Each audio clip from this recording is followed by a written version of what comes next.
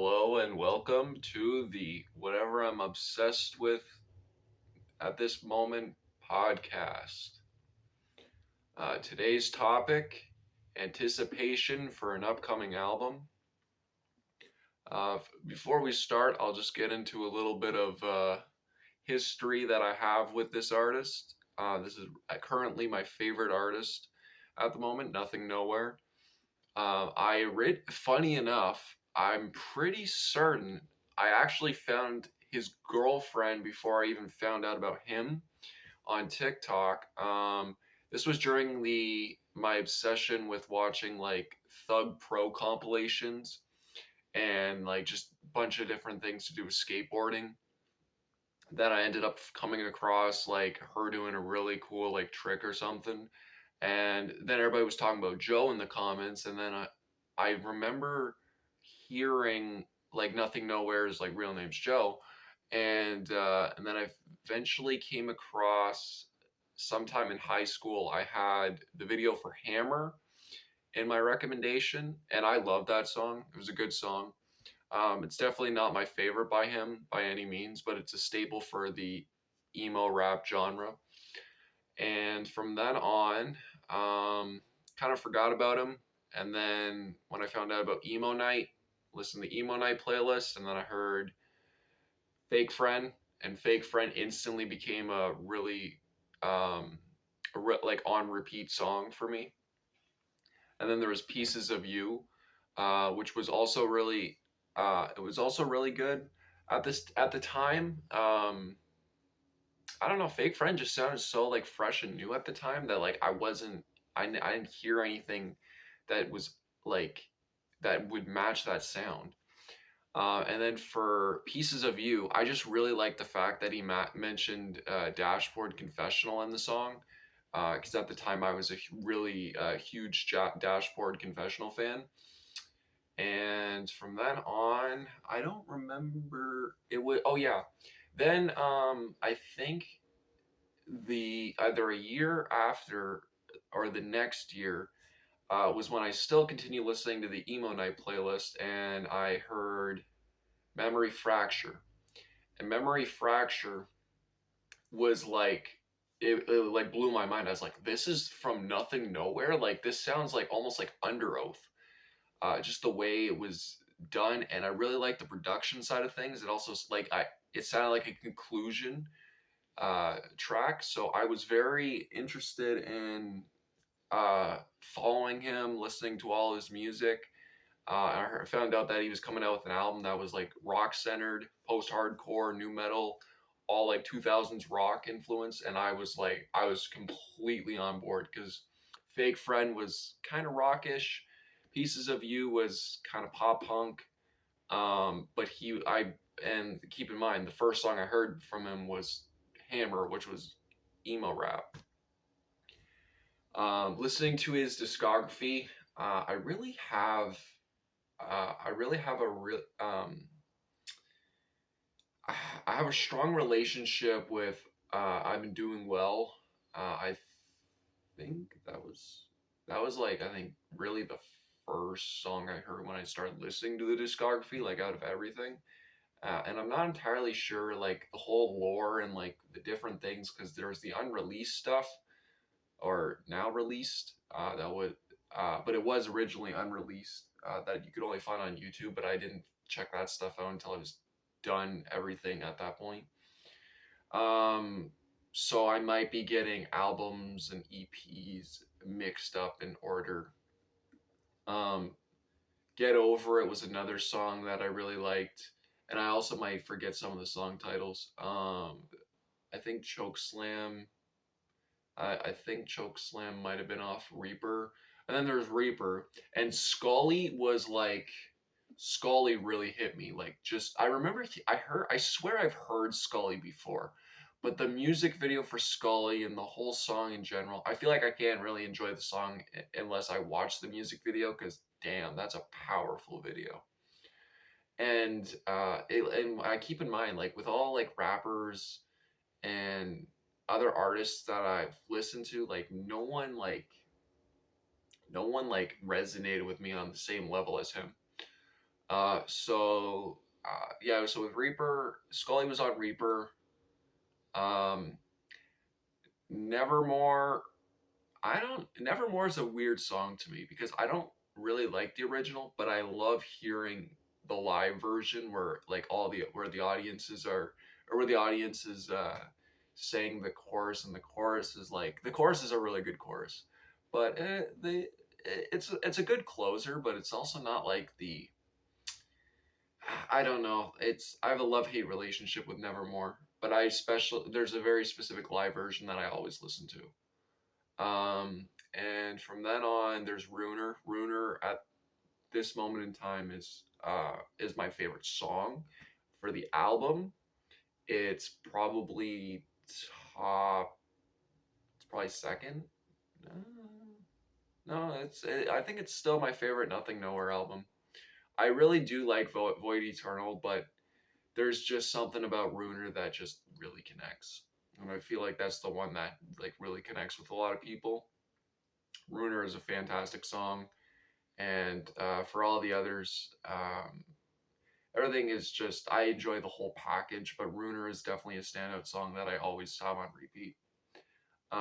It's a very it's a song that I resonate with a lot, and then from there there was also like I think it was like an EP with Travis Barker, and I really only like the song with Black Bear off of that one. Um, but again, they're all favorited, so but that's the one I remember the most. And then there was the album with Fake Friend, which is Trauma Factory, and Trauma Factory was kind of like my third, or at the time it was my second favorite album. Um, it might be surprising, but yeah, Reaper for me like has a lot of standout tracks, but it's not my favorite album, or it wasn't like a favorite or even second favorite. But yeah, Trauma Factory was definitely like my second favorite, and then there was then there was Void Eternal, and Void Eternal to me is like you have to I kind of separate from the rest of the work because I just love the music. Void Eternal for me is all about the music, while the other albums are about the lyrics and the overall vibes, I guess. Um, but for me, yeah, this album is just strictly all about the music for me. I don't really resonate with a lot of the songs. I mean, I do, but not in the same way as like I would normally resonate with a song. For me, it's just all the music. Like Anxiety is such a like the intro to for Anxiety is just so good, and then even Venom is also very good.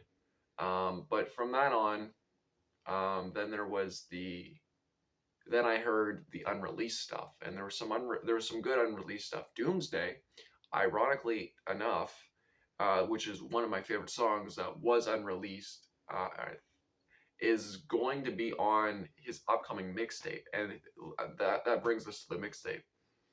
I am really excited for the mixtape. I didn't the day he streamed, which was recently. I don't. It was probably a couple days ago. Um, I remember clicking on like going on Twitch, seeing that it wasn't there, so I missed out on the live stream. But I really wanted to join the live stream. Um, then I rewatched it yesterday, like on the archive. But yeah, and when I heard those the samples for those songs, I got hyped. It's a love letter with all like to all of his albums, his different influences I find, which I'm hooked. I'm so prepared for February 9th. Um, right now, the song that I'm extremely excited for is definitely Reaper Rap, and second is probably Pity Party. Um, no, no, there was another one. I don't remember the other one. It wasn't Pity Party. Pity Party's third. But there's a one with an amazing chorus that I just love.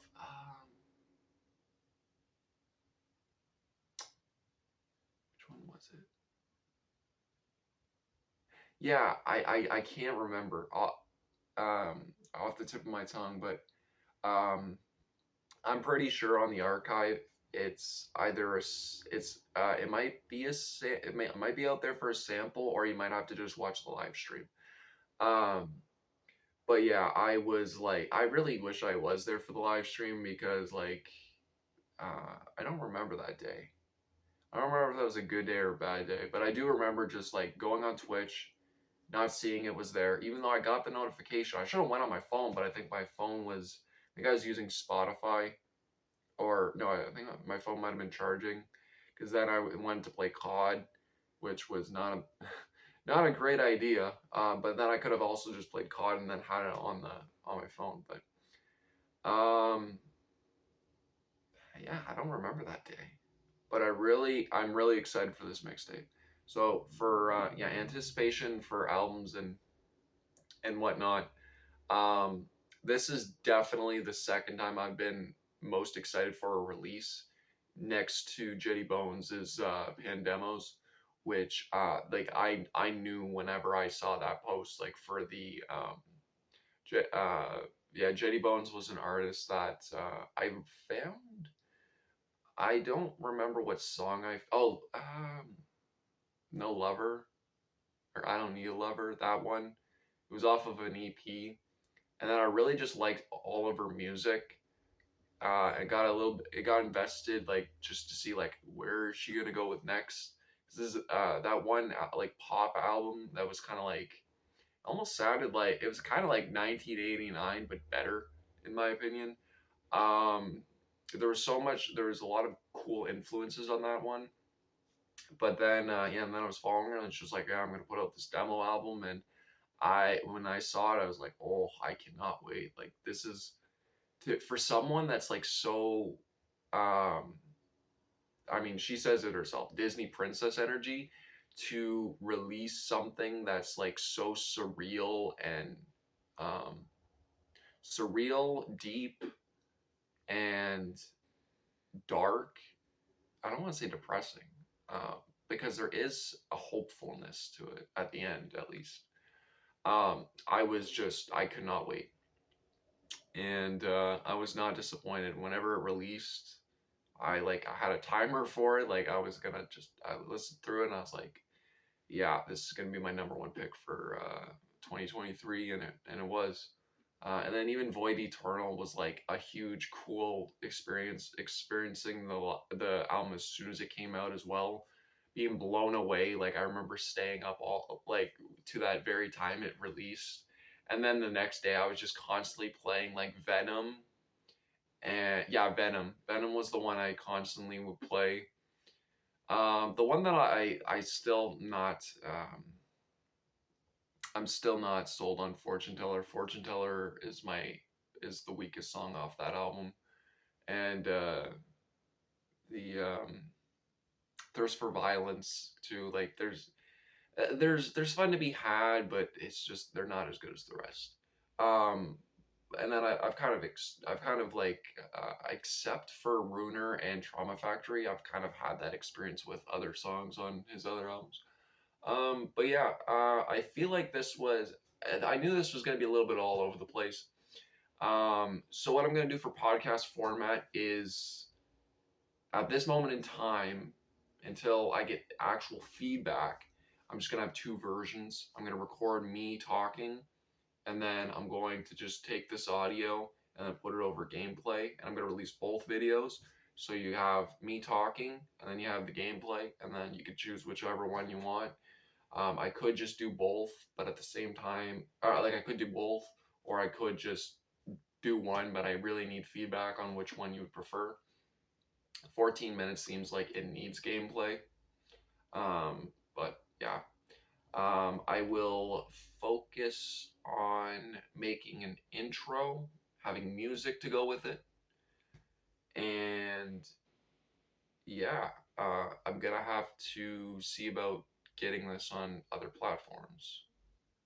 But yeah, this was just a test run. Let me know what you think. I mean, this is episode 1, but just to get a feel of how this would play out. Yeah, that's all. Peace.